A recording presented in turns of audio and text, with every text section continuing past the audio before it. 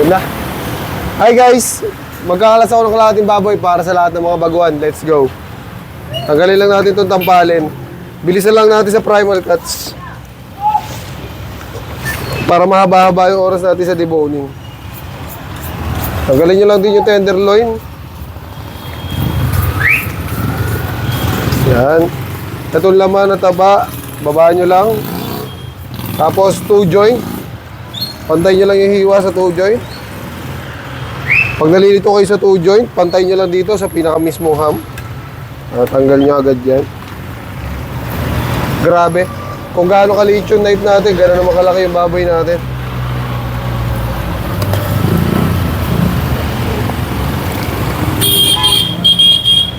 Okay, tapos na natin itong ham leg. 1, 2, 3, 4. Sa ibabaw ng pip ribs. Tapos pagdating dito, ikot. Yan. Kasi para di kayo ma-delay sa pagkakalas. Romel, pasuyo nga ako nitong isang sangkalan. Romel. Dahan-dahan lang.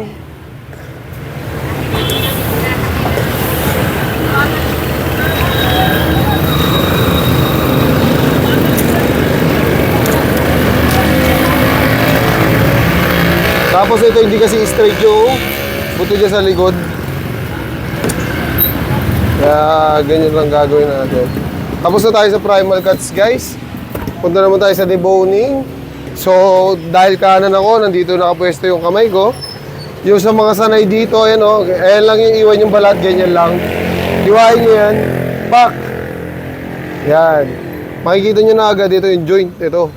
Hiwain nyo agad yan. Sanayan lang to guys, pag hindi nyo kabisado yung joint, pwede nyo muna hiwain yung laman, tapos hahanapin nyo na lang dito yung joint. Yan. Para may guide lang kayo, para hindi nasisira yung pinakang karne natin.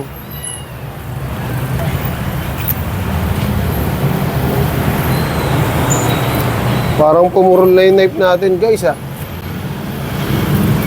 Mga kailangan kong hagorin ng steel. Proper steel.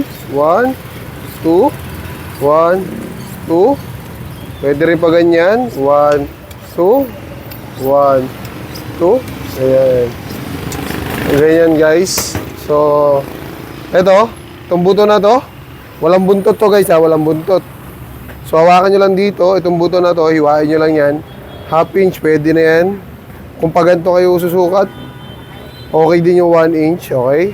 Pantay pa rin yan. Makikita nyo agad dyan yung joint. Ayun o. Kumakatas na agad. Hiwain nyo lang ng isa pa. And then, pag nakita nyo na yung joint na yan, guys, pa-letter C lang. Pa-letter C.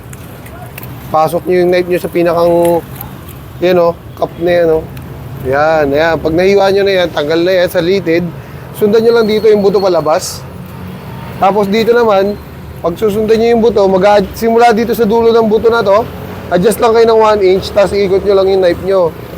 Kasi may buto pa yan dito sa ilalim. Ito, yan buto na yan. Para di kayo ma-delay. Tapos pagkahiwa nyo ng ganyan, nakabuka na. So, pa-slant. Simula rito sa may buto na to. Pa-slant. Yan. Dire-diretso lang. Papasok yung knife. Yan. Tapos hiwain nyo lang na ganyan. Sa amin, nilalagyan namin ng laman para mabilis mabili.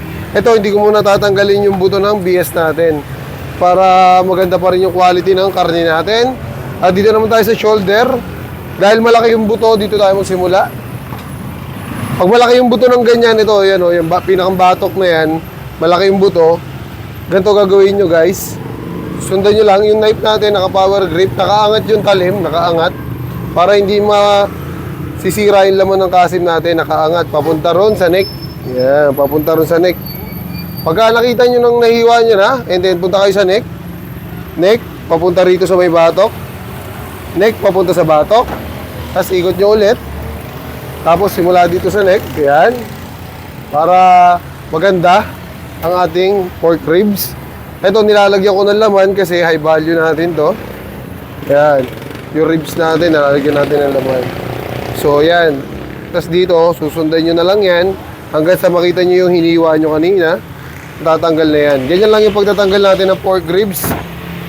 Maganda pa rin yung karne natin. Ito, tanggalin na natin itong mga bawal na to. Hindi yan talaga kinakain eh. Ayan. So, dito sa exciting part, alam ko dito marami pa talagang nag-aabang at nahihirapan.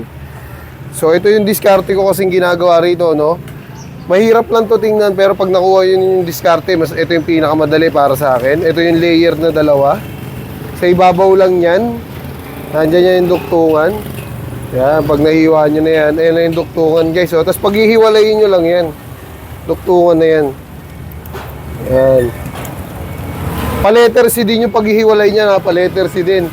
Kung paano yung ginagawa natin doon sa bias ng hamleg, dito pa-letter C din para di kayo mahirapan. Tapos luluwagan nyo lang yan para mamaya may hawakan kayo kapag tinanggal nyo na yung mga litid. Yan, ganyan dapat kaluwag para mamaya pag tinulak nyo may hawakan kayo. So yung mga litid sa ibabaw, tanggalin natin yan, pa-slant. Knife natin, naka-power grip, pa-slant lang. Yan. Kasi nakapababa yung shoulder blade na yun pababa. So pag nahiwa natin yung pababa, tapos hiwain natin isa dito. Pag nahiwa na natin yung mga soft tissue, ayan o, nakaangat na, o kita ko, nakahiwa na. Tapos ang shoulder blade natin, pag ganun, so dito tayo mag-i-start. Dito, itong layer na to, para di kayo nalilito yan, yung layer na puti na yan, hiwain natin yan. Hiwain natin na straight, pero magaan lang, para makita lang natin yung guide natin na buto. Tapos dito, yan. So pag nakita na natin yung buto, pwede na natin hiwain yung gilid ng buto ng shoulder blade, okay? So pag nahiwa natin yung gilid ng buto ng shoulder blade na yan, itatanggalan na lahat ng pinakalitid niyan. Tapos pwede nyo na agad iangat yan. Ayan o, ganyan lang kasimple. Yeah? Ayan lang. So sana na nakatulong sa inyo yung ganyan technique, ano? Lalo din mga nagsisimula pa lang. So, ito naman yung next natin. Ito kabilang layer, ayan, yung kabilang layer na yan. Hiwain lang natin yan, guys, ng diretso lang. Susundan lang natin yung layer na yan. Kumbaga, yun yung pinakang guide natin. Tapos, paunti-unti, ito yung litid. Ayan, o. Yung gilid ng shoulder blade, ayun din yung ihiwain nyo. Ayan. Pag nahiwa nyo kasi yung gilid ng shoulder blade na yan, guys, maangat nyo na agad na maayos yan. Ayan, o. Di ba? Kasi sama-sama na yan. O, yan. Tapos, pwede na natin itulak to. Para makita na natin na malinis yung ibabaw. Ito, advantage talaga to pag may mahahawakan kayo, kaya gumagawa tayo dito ng hawakan. Hindi natin muna tinatanggal yung pata front. Advantage kasi to, guys. Para madali natin maitulak at makita agad natin yung dulo ng shoulder blade. So pag nakita natin yung dulo ng shoulder blade, dahil dito tayo nagsimula sa kaliwa, dito rin tayo magtatanggal ng litid. Okay? Tapos paikot. Alam nyo, guys, kahit saan naman daw mag-umpisa, okay lang. Pero kasi sa mga baguhan, mas ina-advise ko yun dito para mas madali nila makuha. Kasi nandito yung makapal na litid. Pag hindi mo natanggal kasi yung makapal na litid dito, mahirap talaga hatakin to. Dito kasi wala namang masyadong litid na nakakapit dyan sa kabila. Tapos hihiwaan mo lang dito sa ilalim. Ito, simula dito, di ba? Hiwaan lang natin dito, pero sa ilalim. Ayan, hiwaan natin dyan. Pero para sure, baba mo na rin yung mga laman tsaka litid. Para sure ball. Tapos hahatakin natin. In 3, 2, 1. Matigas. Lumalaban. Matigas pa. Pag ganito matigas pa, guys, ibig sabihin marami pa nakakapit na litid dyan. So, pagka napunta kayo sa ganitong struggle, kayasin nyo lang yung mga litid dito sa gilid. Ayan. Tapos di gilid. Ibig sabihin kasi niyan, hindi pa natanggal na mo solid yung mga litid sa gilid. So yan, silipin nyo mabuti kung ano yung nakakapit. Pag may nakita kayo nakakapit dyan, hiwain nyo yan.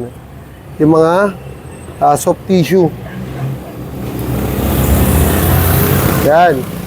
Pag nahihiwa nyo yung soft tissue na yan, nakaangat na yan, guys. Ayan, o. Yan, okay? So, ayan yung naging problema natin kaya nahirapan tayong hatakin. So, tulak nyo lang yan. Pagka natulak nyo yan, kita nyo maganda na. Wala na nakakapit na laman. And then, hatak ulit tayo. Ganyan lang kasimple, guys.